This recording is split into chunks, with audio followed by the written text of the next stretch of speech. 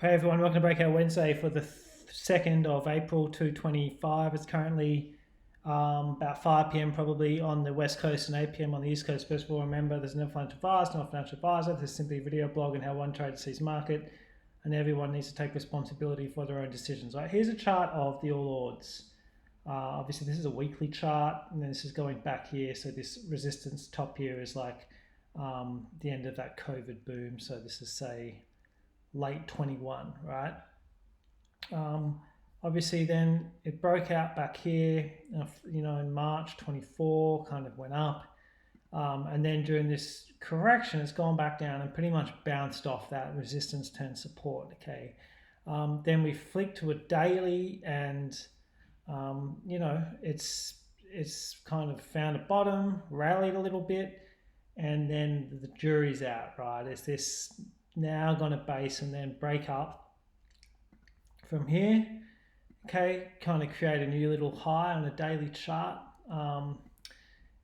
or is it going to come back down? All right, and obviously, time will tell, but that's kind of bigger picture stuff. Like in terms of the broader uptrend, it really only has retraced to massive support. So things could get a lot worse if it decided. And there's big news coming out soon, obviously, with tariffs and Trump, and how much of that is inbuilt into the price that we've already, the prices already, and how much of it isn't. And I don't know.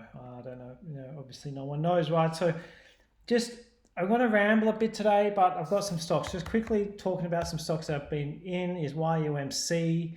It really is looking good still, and I'm still in it. Okay, it's pretty clear where I've got my stop on this, so it's relatively tight and risking a smallish amount if that does break that support. But it gave this nice base and then it tightened in right handle. And when you compare it to a lot of the Chinese Asian names, it is a bit stronger, like Baba. Let's compare it. So, it is holding up better than most of the others. So anyway, I like the position in it. Doesn't mean it's going to win, but if I could choose one Asian name right now, that would probably be it. So anyway, in YUMC still. I've still got this one in CHKP, which is just this. I'm just playing it with traditional Darvis down. This is the box I chose, so it's never really come that close to my stop. Let's see what happens. No biggie. Just got a smaller position on that. Not really paying much attention to it. See what happens. EOL. Okay, I did enter that. Okay, this is a pretty thin stock. Like I kind of underestimated how thin it can be, but anyway, I'm still in it. Much smaller position. The normal, because it's thin and you can't really get quick big fills when you want, but it was a nice position in set up, and in a really strong market that probably would have flown, but it's had a nice day today, so let's see how it unfolds over the next week or two. Just been riding this gold chart, as everyone knows, for ages, and it broke out of the new Darvis here. It's kind of a little bit parabolic, like just kind of following the trend line there, but then it kind of left that trend line, okay, and started forming a steeper trend line, all right, and then kind of left that steeper trend line and started forming an even steeper one, all right, and so that only goes on for so long, right, this kind of parabolic nature, and so it is time eventually for this to just have a little bit of chill. And just, and then what would be normal is just for it to have a nice healthy pullback to, say it's 100, 200 and then reset. So nice moving it for those that rode it. For those who didn't, the gold charts, it gave so many opportunities just in basic Darvis boxes. Even late in the trend, like there was one here that I posted to the forum and Twitter, I think, just this one here, I think I posted that, we were posting and talking about these on back here and here and here. It's just, when something's in an uptrend, like this is the whole power of ETFs. Like you can ride just an ETF tracking pretty much the price of gold, or you can take bets on, say, gold stocks. And if you're taking a bet on, say, Northern Star, you wouldn't have done really that well. But if you took a bet on Bellevue, you would have been hammered, right? And so it doesn't matter how hot a commodity is. These are the individual stocks at the end of the day are driven by humans and business and cash flow and business decisions and personalities and all that shit, right? It's way more complex than the price of the gold, right? And so anyone that's ever run a business will understand what I'm talking about. Like, it doesn't. Yes, you have a commodity business, and yes, you would think that if it's a gold company, it's going to go up, but that's not how the world works. Because business is not simple. Anyway, so that's why I'm a fan these days, really, of when you find something hot and you know it's hot, like just get the ETF that tracks the price of that physical commodity, because if you're right about the direction of that commodity, you can't lose. You know what I mean? It's such a safe bet compared to those individual companies. Yes, you might not 10x or 20x, right? And there's always time and room for those kind of big plays where you can try and 10x and 20x your money if you want. Anyway, let's move on. I wanted to quickly talk about some of the large caps. I'm still in CBA. I was talking about this the other week, how it was breaking up with this kind of resistance and wondering what was going to happen. I mean, it's done well since then, hasn't it? So, the uptrend's intact. So as I'm concerned, you had this ABC correction, broken out of this downsloping resistance. Certainly stronger than, say, the next one I want to talk about, which is like FMG. Right, now, if this was, if we flip this chart, right, and flipped it, and you would probably get a lot of people saying that this is a really good long entry, right? Because, if this was flipped, imagine what it would look like. Okay, you'd have this high here, which is obviously a low, but we're flipping it, so I'm talking about that being a high. And then this kind of loose base, and then it takes out that low/high by a little bit. Then it forms a tighter base, and then bang, all right? And so it stands to reason, based on technical analysis, that if that was a long position, we'd have a lot of long traders going long on a break, hit this, and they'd be playing that, and it's the same thing on the short side. And it's like I talked about it with Tesla the other week, with this big move down, and it is psychologically hard, but if you're in a shit market, the technicals do work the same, and they can be very rewarding. But breakout trading is breakout trading in the sense that you can always get fake outs. And I've been in countless shorts where I've been, I enter on a buy stop, a sell stop, and then it reverses and bang, all right. And when you get caught kind of in some of those positions, you can lose money incredibly quickly. And so, but the problem, and I'm ranting a bit, but this is just the psychology behind it. And, the problem, right, is that I didn't catch all this, right, I've talked about, but I was kind of flirting and day trading and blah, blah, blah during this whole period, right, when it was breaking down, right? And I was watching the market a lot. I was up late at night watching it, and on this day here, on the 7th of Feb, it looked like this was going to be a fake out. It looked like it was coming up here and just shaking those shorts out and was going to storm higher. It really did, right? But then it closed on its low, and then it went down.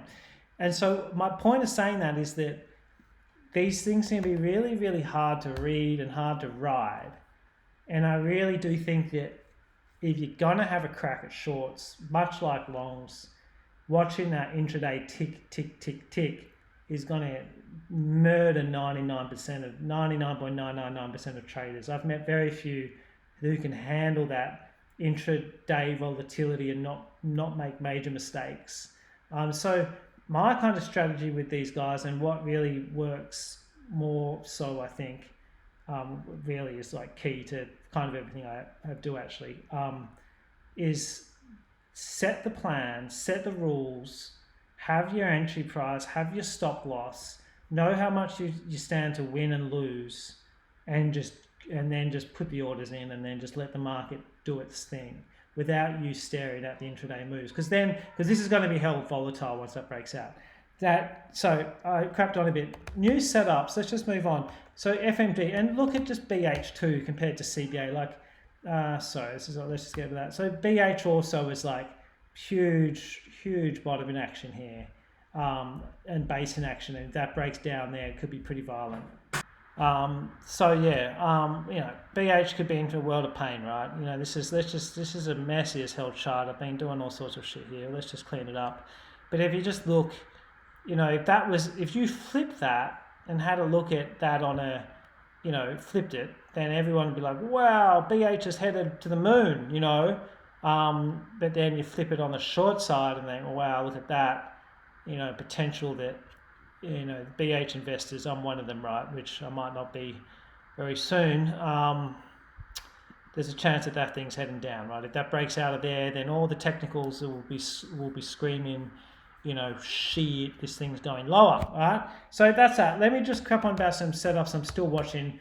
Fletcher Building, still watching, still basing, hasn't been dumping, just been going sideways, pretty boring shit, but that's what happens during a base. EML, I believe the same, base. Watching. MAU, tightening, right? I really wanted that to tighten for longer and it's done it. So boom, all right. MAU looks kind of nice. What else was there? I'm still watching CMM. All right, another one of these little metal stocks. Okay, I believe it's in a Davis box too. Yep. So I'm watching MAU and CMM. So they're the main ones: FBU, EML, MAU, CMM that I'm watching and stalking. But before I pissed off, I wanted to quickly talk about kind of what's going on. Like if you look at, say, Google, big dump down here. Like I just want to put, say, the indicators on, like MACD. It's I don't talk about much, but it's a decent indicator, right? MACD. And you got some divergences, like low here, and it's putting a new low in price, but definitely not a new low in the indicator. And these things I do watch, like these, there will be some opportunities of big bounces, and I think it pays to just keep an eye on the big names like Google. They've got a history of snapping back, don't they? Nvidia, likewise, new low in price, not a new low in price on the indicator, so we got more kind of MACD divergence going on. What's another one to talk about? I think like when you compare what's happening, say, in stocks that are tariff affected and impacted, like Decker's, like, you know, they import in a lot of their shit from China, right, and Asia, for a lot of the brands that they own. And so obviously, like, the China tariffs are going up significantly. Their cost of business is going up. And will they be able to increase prices to counter it? I don't know. I mean, the shit's going to get expensive if they do, for the average consumer, because their stuff's already pretty pricey. And so it's interesting to see, right? But once again, massive channel break. Do you remember when I was talking about Boeing, right? When Boeing was just getting hammered. Right, where was it? Shit, right? It was a while ago. Let me find it. Back here, right? Remember this big channel, okay? And it came down, broke that channel, faked, came down, flush, and then bang, we had one of the nicest trends, right? Just shit, look at that. It's such a nice trend, wasn't it? Wow. And so, you know, but when Boeing was down here, the news was so negative, and everyone was like, "Oh, Boeing's done. It's shit. You know, they're a bunch of corrupt assholes and should be in prison." And then the thing started, you know, which was kind of true, right? They are, but then the thing started rallying, and we had a really nice trend. So when it comes to just making money, just bear in mind that, like, you know, this is how shit looks before massive trends can start.